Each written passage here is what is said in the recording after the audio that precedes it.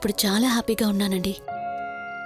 ఇక మీదట ఏ విషయమైనా మీతో నిస్సంకోచంగా షేర్ చేసుకోవచ్చన్న నమ్మకం నాకొచ్చింది. ఇప్పుడు మీరున్నట్టే ఎప్పుడూ ఉన్నారంటే అదే గొప్ప విషయం. ఏమైందండి? ఎందుకు సడన్గా కామయ్యారు?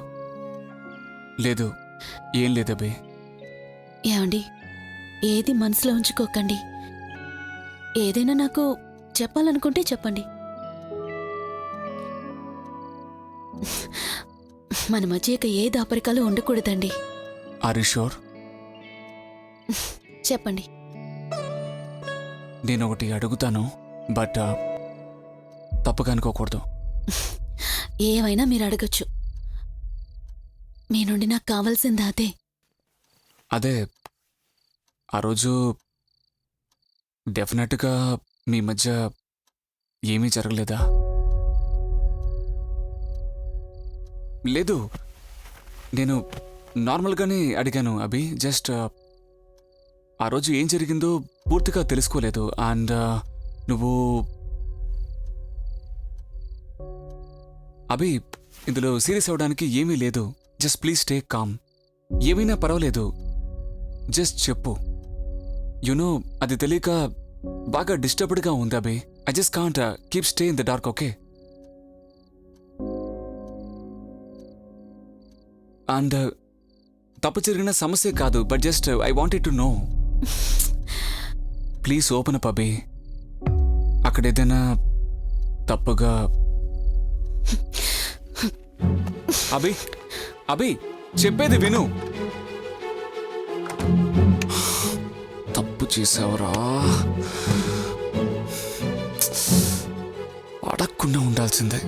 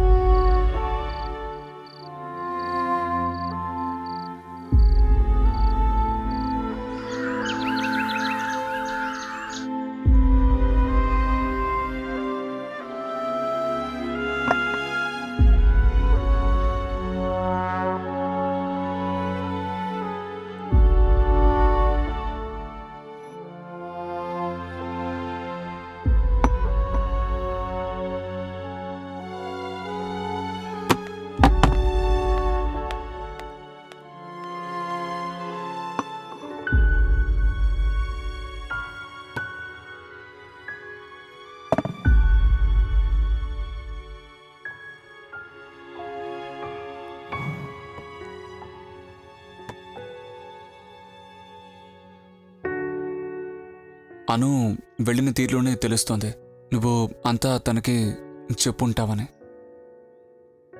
నేనేదో ఆలోచించకుండా అడిగాను, తప్పే. కానీ మీరేం చెప్పొద్దు. నేను చెప్పేది ఓర్పుగా వింటే చాలు. ఇంతకు మించి మనం కలిసి జీవించటం అనవసరం అనుకుంటున్నాను. అభి, అది నేను తొందరపడి... ముందు నన్ను మాట్లాడనివ్వండి. ఇది నేను కోపంతోనో బాధతోనో తొందరపడి తీసుకున్న నిర్ణయం కాదు. రాత్రంతా బాగా ఆలోచించాకే ఈ నిర్ణయానికి వచ్చాను. ఇంకా మనం కలిసి జీవించటంలో ఏ అర్థం లేదు. ఇంతకాలం పిల్లల కోసమే నేనంతా భరిస్తూ మౌనంగా ఉన్నాను. కానీ ఇకపైన మనం దూరంగా ఉంటేనే వాళ్ళకి మేలు చేసినట్టు అవుతుంది. మనిద్దరం కలిసి ఉండే వాళ్ళని చూసుకోవాల్సిన అవసరం ఏం లేదు. మనం విడివిడిగా ఉండి కూడా వాళ్ళకి మేలు చేయొచ్చు. చివరికి అన్ని సమస్యలు తీరిపోయాయి. ఇక మీదట కొత్త లైఫ్ స్టార్ట్ చేద్దామని ఎంతో హ్యాపీగా ఉన్నాను. కానీ 10 నిమిషాల్లోనే నా ఊహ ఎంత తప్పైందో మీరు ప్రూవ్ చేశారు. అటువంటి సమయంలో మీకు ఆ ప్రశ్న ఎలా అడగాలనిపించింది? అందుకే ఇప్పుడు ఇలా డిసైడ్ అయ్యాను. ఐఎమ్ ఎక్స్ట్రీమ్లీ సారీ అబే. నిన్ను బాధ పెట్టేలా ఏ ఇంటెన్షన్తోనూ నేను అడగలేదు అబే. బట్ ఏదో పొరపాటున అడిగాను అబే. తప్పకుండా దీన్ని మార్చుకుంటాను. But just give me some time, okay? కొంచెం టైం ఇవ్వబే. ఇంకా టైం ఇవ్వడం అనవసరం అండి. ఇది మీ ఒక్కరిదే కాదు, మీలాంటి ప్రతి ఒక్క మగాడికి ఉండే మెంటాలిటీయే. అందుకని అందరి మగాళ్ళు ఇలాంటి వాళ్ళే అని నేను చెప్పను. ఎప్పుడైతే నా మీద మీకు ఇలాంటి సందేహం వచ్చిందో అదెప్పటికీ పోనే పోదు. లేడీస్ని ఒక కామన్ హ్యూమన్గా భావించలేరా మీరు? వాళ్ళకంటూ ఉండే కోరికలు, ప్రేమ, ఆత్మగౌరవం, వీటికి ఏనాడు విలువ ఇవ్వరు. మిమ్మల్ని ఇలాగే మార్చేసింది ఈ సొసైటీ. అన్నిటినీ సహిస్తూ ఓర్పుగా ఉండటానికి ఒక లిమిట్ ఉంది. ఆ లిమిట్ దాటి ఎంతో ఓర్పుగా ఉన్నాను. ఇక మీదట ఉండటం నా వల్ల కాదు. జస్ట్ స్లిప్ అయింది, క్షమించమని అడుగుతారు, సరే. కానీ ఈ విషయంలో మీరు ఎప్పటికీ మారరు అన్నది రియాలిటీ. ఇంతకాలం ఇవాళ మారతారు, రేపు మారతారు అని వెయిట్ చేస్తూ ఉన్నాను, చాలు.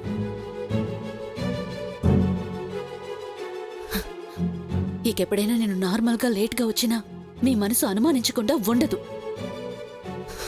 నేను మీరు అనుమానిస్తారేమోనని ఫీల్ అవుతూనే ఉంటాను.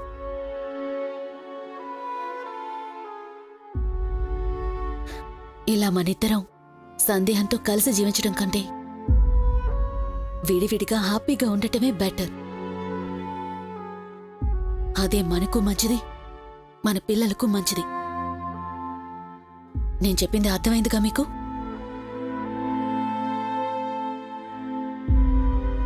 ఇందుకే అభి మౌనంగా ఉన్నాను. నువ్వేగా చెప్పావు మనసులో ఏది ఉంచుకోకండి, అన్నీ ఫ్రీగా అడగండి అని.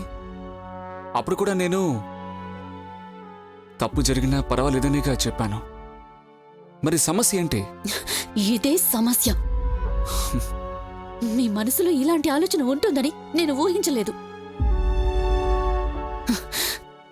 ఇంకా ఈ టాపిక్ ఎందుకు? కొంచెం త్వరగా ఇక్కడి నుంచి. అభి, ఇది కొంచెం కూడా కరెక్ట్ కాదభి. నా ఓర్పుని మరీ పరీక్షిస్తున్నావు. అది మంచిది కాదు. నన్ను మునపట్లా మార్చుకో. ఇంక మీరు మారడానికి ఏమీ లేదు. అయినా మీరీ జన్మకు మారబోయేది లేదు. ఓవర్.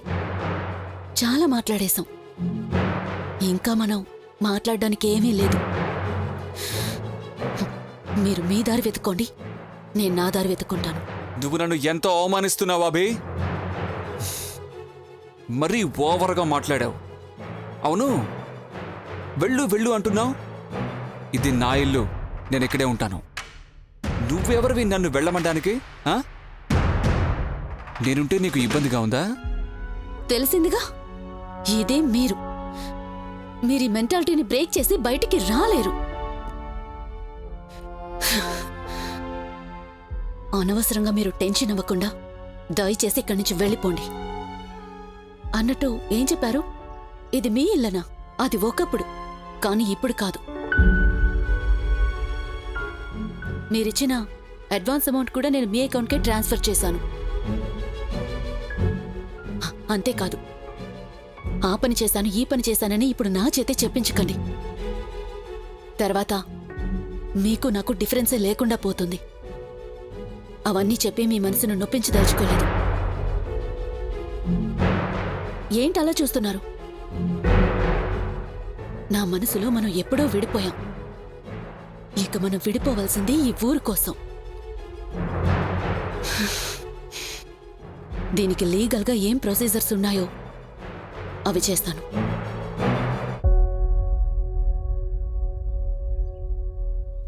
నిన్ను ఊరికే వదలనే.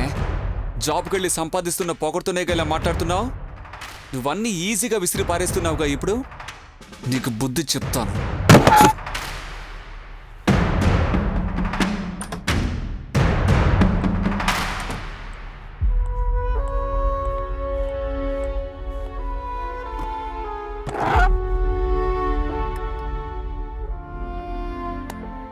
అభి, నువ్వు సడన్గా ఈ నిర్ణయం తీసుకున్నావని చెప్పగానే నేను ముందు ఎంతో షాక్ అయ్యాను. ఇంతకాలం ఓర్పుగా ఉండి ఇప్పుడు తొందరపడుతున్నావేమో అనుకున్నాను. ఇన్ఫాక్ట్ సిద్ధార్థ యాక్టివిటీస్ గమనించి ఆయన మారారనుకొని అంతా మోసపోయామే. కానీ ఇటువంటి డర్టీ మైండెడ్తో జీవించడం నీ వల్ల కాదు. ఇదిగో ఇప్పుడు మీరు మాట్లాడుతున్నప్పుడు కూడా ఆయన మీద చిన్న నమ్మకం కలిగింది. కానీ కోపం వచ్చిన వెంటనే అతని బుద్ధి ఎలా మారిపోయిందో చూసావా? ఛీ! కానీ ఇప్పుడు నువ్వు తీసుకున్న నిర్ణయం వెరీ కరెక్టే. మొదటిసారి క్లియర్గా ఒక డిసిషన్ తీసుకున్నావు. I'm always with you Abhi. Cheer up.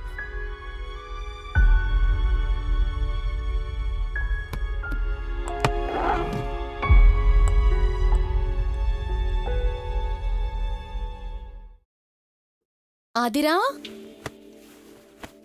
Adhira, వస్తున్నానమ్మా. ఏంటమ్మా? నీ థింగ్స్ అన్ని సర్దుకున్నావా? తీసుకున్నానమ్మా. తర్వాత అక్కడికొచ్చి అది లేదు ఇది లేదు మర్చిపోయానని నన్ను అడగకూడదు, సరేనా? అన్నీ తీసుకున్నానమ్మా. వెళ్ళి ఇంకోసారి చెక్ చేసుకో. ఒక్క నిమిషం ఉంటూ వస్తాను.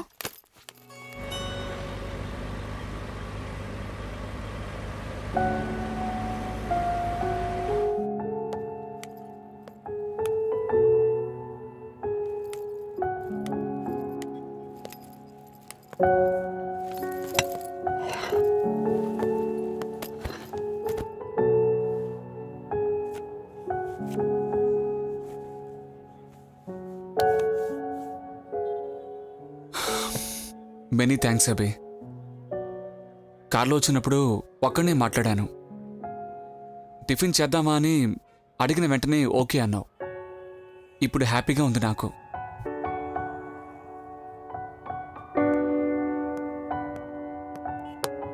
Order please. తనకివ్వండి.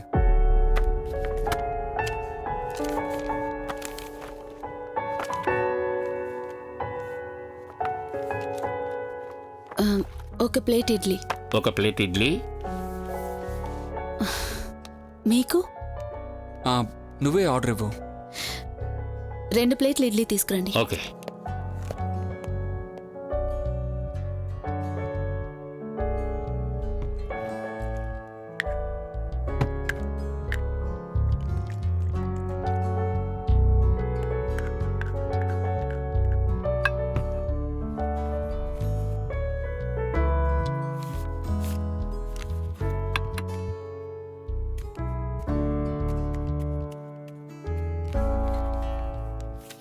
ఎందుకు అభి మాట్లాడడం లేదు?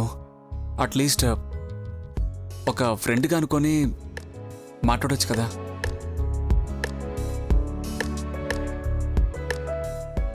జరిగింది ఒక కల ఉండకూడదని అనిపిస్తోంది అభి. ఈ విధంగా నీతో కూర్చొని నేను మళ్ళీ మాట్లాడతానని ఊహించలేదు.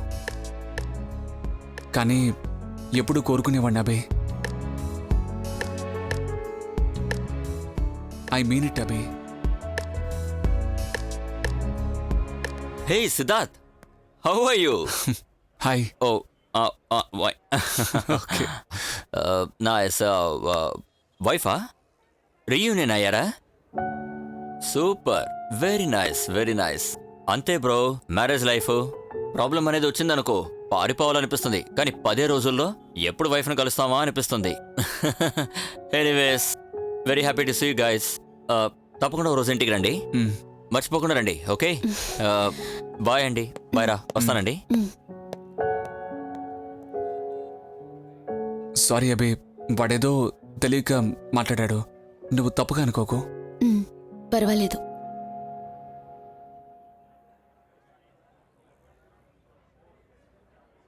అభి, నేనేమైనా నిన్ను కన్విన్స్ చేస్తున్నట్టు అనిపిస్తోందా?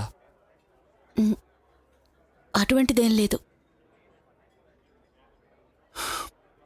నీతో చాలా మాట్లాడాలనిపిస్తోంది అభి. వెల్, నా ఫీలింగ్స్ని నీతో షేర్ చేసుకొని ఎక్స్ప్లెయిన్ చేయాలని ఇష్టపడుతున్నాను అభి. బట్ అందుకు నాకు ఆపర్చునిటీ వస్తుందో లేదో తెలీదు.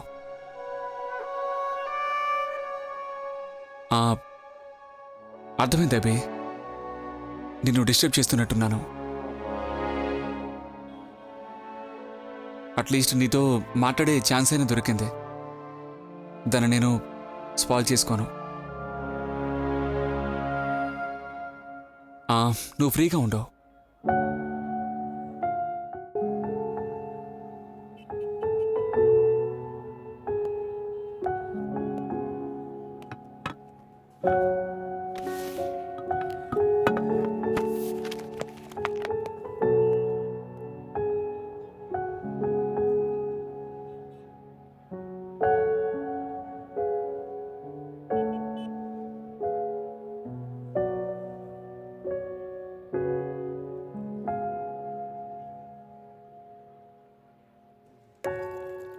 హలో, అలాగా, సరే, ఓకే. అభి, ఉమ్, నేను మెడిసిన్స్ కొనుక్కొస్తాను, నువ్వు వెళ్ళు. సరే. డాక్టర్ ఇప్పుడు వచ్చేస్తారన్నాయా?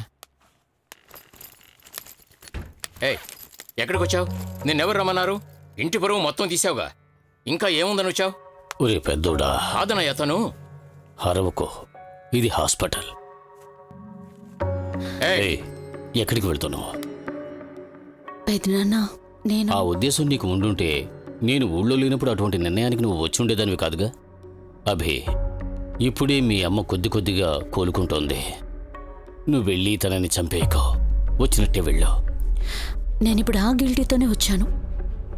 ఇక్కడికొస్తే నన్ను అవమానిస్తారని నాకు తెలుసు. తెలిసే వచ్చాను.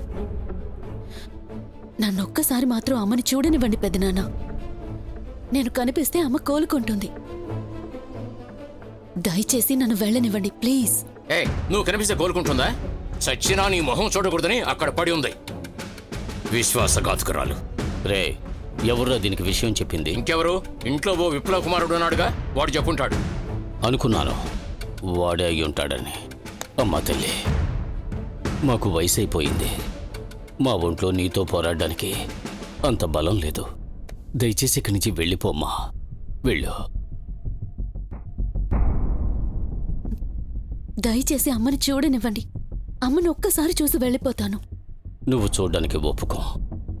ఇంత పెద్ద ద్రోహం చేసి మళ్ళీ ఇక్కడికి ఎలా ప్లీజ్ రాగలిగావు? పెద్దనాన్న, నన్ను మాట్లాడించకండి. తర్వాత ఓ, ఏం మాట్లాడతావు? చెయ్యాల్సిందంతా చేసి ఏం మాట్లాడగలవు నువ్వు? కన్నవాళ్లతో నిజం దాచిపెట్టి వియ్యంకుల ఇంట్లో మమ్మల్ని అవమానించి ఊళ్ళో వాళ్ళంతా కాండ్రించి ఉమ్మేసేలా చేశావే. హ్, కోపం కూడా వస్తుందా నీకు? కోపం మట్టుకే వచ్చిందని సంతోషపడండి. నిజం చెప్పాలంటే ఏమిటి చూస్తున్నారు? కన్నవాళ్ళెవరైనా తన బిడ్డ మీద ఏ తప్పున్నా నలుగురు ముందు తమ బిడ్డను వెనకేసుకొచ్చే వాళ్ళనే నేను చూశాను. కానీ ఇక్కడ ఏ తప్పు చేయకపోయినా నేనే నేరస్తురాల్ని. ఇంతవరకు ఒక్కసారైనా నా సైడ్ నుంచి ఆలోచించారా? నా బాధని మీరు అర్థం చేసుకున్నారా? మీకు మీ పరువు మర్యాదే ముఖ్యం. చాలు, ఇవన్నీ ఎంతో మాట్లాడాను. నేనిప్పుడు గొడవపడే పరిస్థితుల్లోనూ లేను, గొడవ పడ్డానికి ఇక్కడికి రాలేదు. నేనిప్పుడు మా అమ్మని చూడాలి, అంతే. పెదనాన్నను ఎదిరించే స్థాయికి ఎదిగావా? మామయ్య, ఏం మాట్లాడుతున్నారు? ఫస్ట్ వెళ్ళి వాళ్ళ అమ్మని చూడనివ్వండి. చూసారా బాబు, ఇప్పుడు కూడా తన తప్పు తను తెలుసుకోలేదు, కరెక్ట్ అని వాదిస్తోంది. ఇంత మంచివారిని వదిలేసి నీ జీవితాన్ని మేము సర్వనాశనం చేశామని దుర్మార్గంగా చెబుతున్నావే. మా పెంపకంలో ఏం తప్పుందమ్మా? ఇదే మామయ్య నాకు అర్థం కాని విషయం. ఇద్దరం విడిపోయా కూడా మీరు నన్ను మునపట్లాగా అల్లుడు అంటూ నా మీద ఎంతో ప్రేమ చూపిస్తున్నారు కదా. తన మీద మాత్రం కోపం ఎందుకంట? అంతా నా వల్లే కదా. ఇప్పుడు చెప్తున్నాను మామయ్య, తప్పు తన మీద లేదు, నా మీదే. తనని మానసికంగా ఎంత హింసించానో మీకు తెలుసా? మేమిద్దరం విడిపోయిన తర్వాతే అది నాకు కొద్ది కొద్దిగా అర్థమైంది. రోజూ దాన్నే తలుచుకొని నా లైఫ్ని గడుపుతున్నాను. దక్కిన మంచి జీవితాన్ని నేనే పాడు చేసుకున్నాను. ఆ గిల్టీ ఫీలింగ్తోనే హాస్పిటల్కి వచ్చి అన్ని పనులు చేస్తున్నాను. ఇప్పుడు నేను హాస్పిటల్కి వచ్చింది కేవలం అభి వాళ్ళ అమ్మగారికి అవసరమైంది చెయ్యడానికే. అభి వాళ్ళ అమ్మకి ట్రీట్మెంట్కి డబ్బు వచ్చిందే అది ఎక్కడి నుంచి వచ్చింది అనుకుంటున్నారు? అంత డబ్బు అభి పంపిందే. థ్యాంక్స్. ఈ మాట చాలు, నువ్వు మాట్లాడకుండా వెళ్ళిపోతావు అనుకున్నాను. మ్, అభి